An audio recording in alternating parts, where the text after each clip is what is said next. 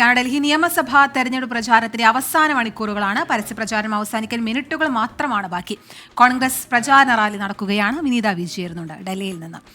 വിനീത, എന്തൊക്കെയാണ് തെരഞ്ഞെടുപ്പിനുള്ള ഒരുക്കങ്ങളൊക്കെ പൂർത്തിയായോ? എന്തായാലും തെരഞ്ഞെടുപ്പ് ചൂടിലായിരിക്കുമല്ലോ തലസ്ഥാനം. വിവരങ്ങൾ എന്തൊക്കെയാണ്?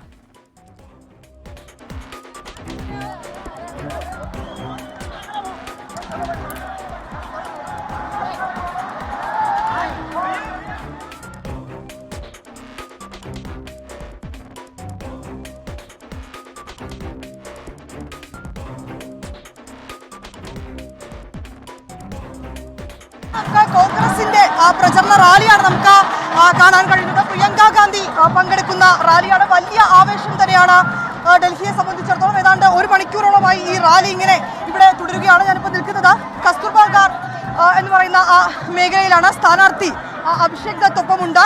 ഇരുവശങ്ങളിലും, റോഡിന്റെ ഇരുവശങ്ങളിലുമായി ഈ റാലി കാണുന്നതിനും ഒപ്പം തന്നെ പ്രിയങ്ക ഗാന്ധിക്ക് അഭിവാദ്യം നൽകുന്നതിനുമൊക്കെയായി നിരവധി കോൺഗ്രസ് പ്രവർത്തകരും ഇവിടെ എത്തിയിട്ടുണ്ട്. ഇന്ന് വൈകിട്ട് 5 മണിക്ക് പരസ്യപ്രചരണം അവസാനിക്കും. അതിന്റെ ഏറ്റവും അവസാനവട്ട തിരക്കും ഒപ്പം തന്നെ അതിന്റെ ഏറ്റവും അവസാനവട്ട ആ ഒരു ആവേശമൊക്കെയാണ് നമുക്ക് കാണാൻ കഴിയുന്നത്. വലിയ തിരക്കാണ് ഈ ഗലികളിലൊക്കെയും. ഏതാണ്ട് 3 മണിയോടുകൂടി തന്നെ ഞാനിപ്പോൾ നിൽക്കുന്ന ഈ മേഖലയിൽ പ്രചരണം ആരംഭിച്ചിട്ടുണ്ട്. മറുവശത്ത് BJPയുടെയും ഒപ്പം തന്നെ ആം ആദ്മിയുടെയും പ്രചരണവും അതിശക്തമായി തന്നെ തുടരുകയാണ്. മുതിർന്ന നേതാക്കളെ അടക്കം കളത്തിലേക്ക് ഇറക്കി ഇത്തവണ ഡൽഹി പിടിക്കാനാണ് 3 മുന്നണികളുടെയും തീരുമാനം. നമുക്ക് ദൃശ്യങ്ങൾ കാണുന്ന പോലെ തന്നെ പ്രിയങ്ക ഗാന്ധി വശത്തുമായി പ്രവർത്തകർ, ഈ മേഖലയിലുള്ള വോട്ടർമാരൊക്കെ ഉണ്ട്. അവർക്ക് അഭിവാദ്യം അർപ്പിച്ചുകൊണ്ട് മടങ്ങുന്നതാണ് നമുക്ക് കാണാൻ കഴിയുന്നത്. ഏതാണ്ട് 1 മണിക്കൂറായി കോൺഗ്രസിന്റെ റാലി ഈ കസ്തൂർബ നഗറിൽ പുരോഗമിക്കുകയാണ്.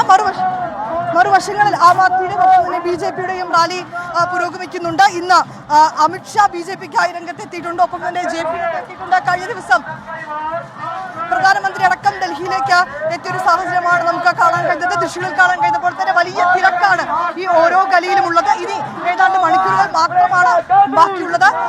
5 മണിയോടുകൂടി തന്നെ പരസ്യപ്രചരണം അവസാനിക്കും. ശേഷം നാളെ നിശബ്ദ പ്രചരണമായിരിക്കും. മറ്റന്നാൾ ഡൽഹി പോളിംഗ് ബൂത്തിലേക്ക് പോകും. വലിയ തിരക്ക് നമുക്ക് കാണാൻ കഴിയുന്നുണ്ട്. എന്താണ് സംഭവിക്കുക എന്നുള്ളത് ഈ ഘട്ടത്തിലും പ്രവചനാതീതമാണെന്ന് നമുക്ക് പറയേണ്ടി വരും.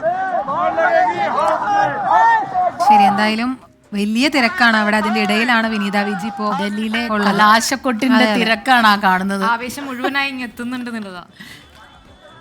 ശരിക്കും പറഞ്ഞാൽ നിവർന്നു നിൽക്കാൻ പറ്റുന്നില്ല, അത്രയും തിരക്കുണ്ട്.